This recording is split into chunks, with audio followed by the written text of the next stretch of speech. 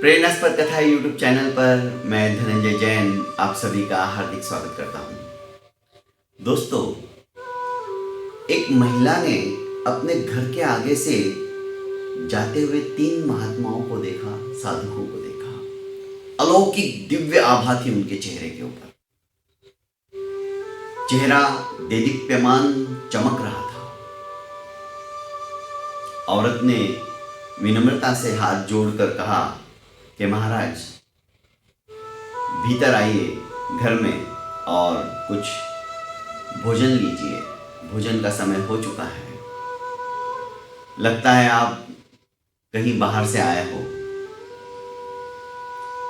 संत महात्मा ने पूछा, बहन, क्या तुम्हारे पतिदेव घर पर है?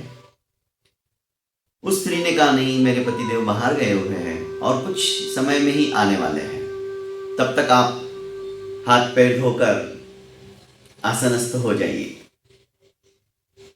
संत महात्माओं ने कहा कि नहीं बहन, हम जब तक घर का मुखिया नहीं आता है घर में नहीं आएंगे।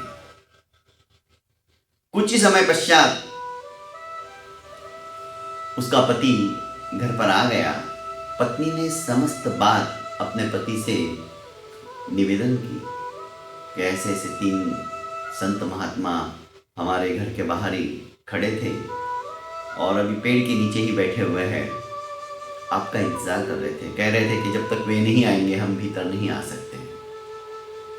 पति ने कहा, ठीक है, बहुत अच्छी बात है, तुम जाओ और उन्हें आदर सम्मान के साथ भीतर ले आओ।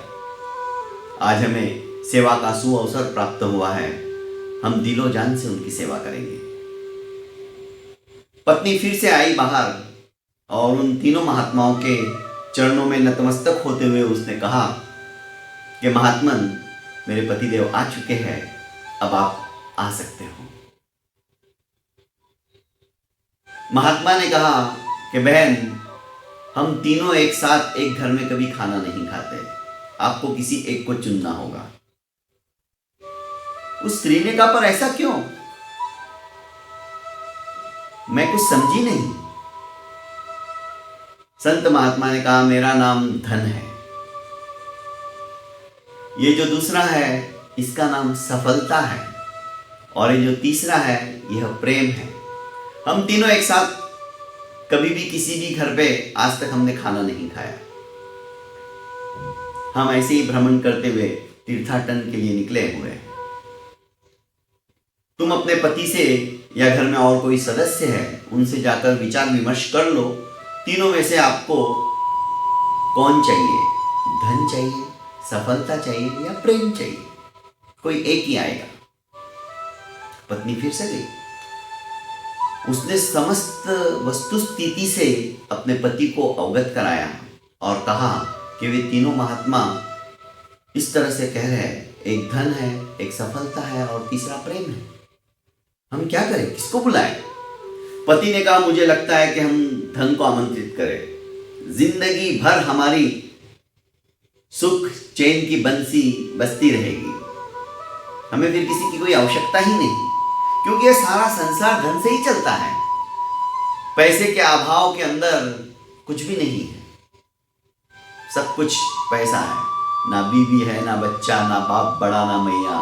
The whole thinking that के भैया सबसे बड़ा रुपया, रुपया सबसे बड़ा है। पत्नी ने कहा, नहीं, मुझे नहीं लगता है कि धन ही सब कुछ है। जिंदगी में यदि हमने सफलता प्राप्त नहीं की तो कुछ भी नहीं। मुझे लगता है सफलता को बुलाना चाहिए। लड़की भीतर बैठी माँ बाप की बातें सुन रही थी। वो फटाक से बाहर आई और उसने कहा, मम्मी पापा, छोटे मुंह बड़ी बात होगी, मुझे बोलना नहीं चाहिए आप दोनों के बीच में, पर मुझे ऐसा लगता है हमारे यहाँ पर प्रेम को आमंत्रित किया जाए, क्योंकि जहाँ प्रेम है वहाँ सब कुछ है, वहाँ सफलता भी है, वहाँ धन भी है, और सब कुछ ये नहीं भी आए पर प्रेम यदि हमारे तीनों के बीच में रहेगा तो हमें दुनिया की कोई ताकत भी तोड़ नहीं सकती। प्रेम में वो ताकत है। पत्नी को और पति को, मतलब उसके मम्मी पापा को, दोनों को उसकी बात बहुत पसंद आई। उसने कहा बेटा तुम सच कह रही हो, क्योंकि देखा जाता है हमारे घर के अंदर लाखों नहीं करोड़ों रुपए का फर्नीचर हो, पर घर के अंदर प्रेम नहीं है। रात को बिस्तर पर सांप की तरह हम करवटें बदलते रहेंगे, नींद नहीं आती है। नींद की गोली खाने के बाद भी नींद नहीं आती है, क्योंकि प्रेम नहीं है, स्नेह नहीं है, आत्मीयता नहीं है। पर जहां प्रेम है वहां पर टूटी फूटी खाट भी क्यों ना हो, लाखों रुपए का फर्नीचर नहीं हो, फिर भी सुख की नींद आती है। दोस्तों, प्रेम होना बहुत जरूरी है। उसकी मां फिर से बाहर गई और संत महात्मा से कहा कि आप दोनों मुझे माफ कीजिएगा, हमारे मतलब मेरी बेटी ने और मैंने और मेरे पतिदेव ने यही निर्णय किया है कि हमारे घर में प्रेम आएंगे। तो प्रेम चलने लगे, साथ साथ उनके पीछे पीछे सफलता और धन भी आने लगा। उस स्त्री ने मुड़कर देखा और पूछा, आपने तो कहा था कोई एक ही आएगा। दोनों ने मुस्कुराते हुए कहा, जहां प्रेम है वहां सब कुछ है। हम दोनों भी आपकी परीक्षा ले रहे थे, आपने लोभ नहीं किया, लालच नहीं किया, सिर्फ अपनी महत्वाकांक्षाओं को ही महत्व नहीं दिया। दोस्तों, कहने का अभिप्राय है जहां प्रेम है वहां सब कुछ है। घर के अंदर, परिवार के अंदर प्रेम की सरिता बहती रहे। बस इसी मंगलमय सद्भावना के साथ मैं आपसे निवेदन करूंगा कि ज़्यादा से ज़्यादा इन कहानियों को आप फॉरवर्ड करते जाइए, क्योंकि पता नहीं किस कहानी से किसके मन के अंदर परिवर्तन हो जाए और उसका पुण्य फल आपको प्राप्त हो। बहुत बहुत धन्यवाद।